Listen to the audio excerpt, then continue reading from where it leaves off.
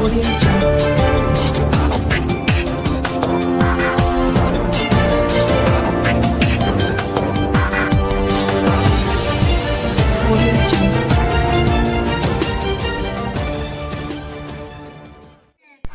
जिला मुनिगुड़ा ब्लॉक अमलाभटा पंचायत ठारे पिठा कार्यक्रम अनुष्ठित हो जाइछि।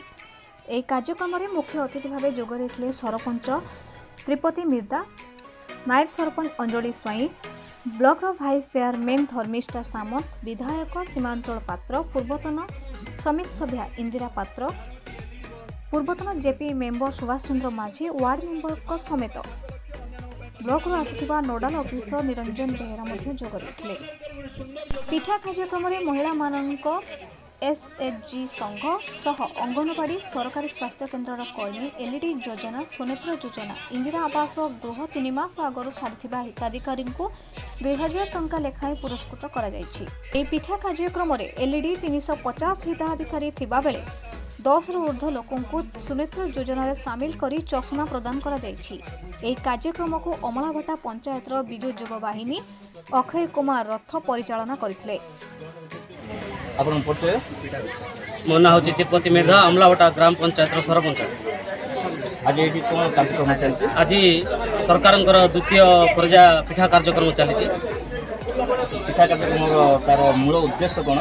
पिठा कार्यक्रम मूल उद्देश्य हला सरकार जेते भी योजना करूचंती से योजना लोक मान पाखरे ठीक रूपे पहुंची पारने। आज पिठा कार्यक्रम माध्यम रे लोकंग पाखरे पहुंचेबा पई पिठा कार्यक्रम द्वारा प्रचार प्रसार करा जाय।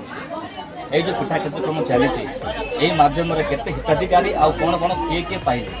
ए पिठा कार्यक्रम माध्यम रे मधुबाबू पेंशन योजना रे बहुत लोक अंतर्भुक्त होइचंती।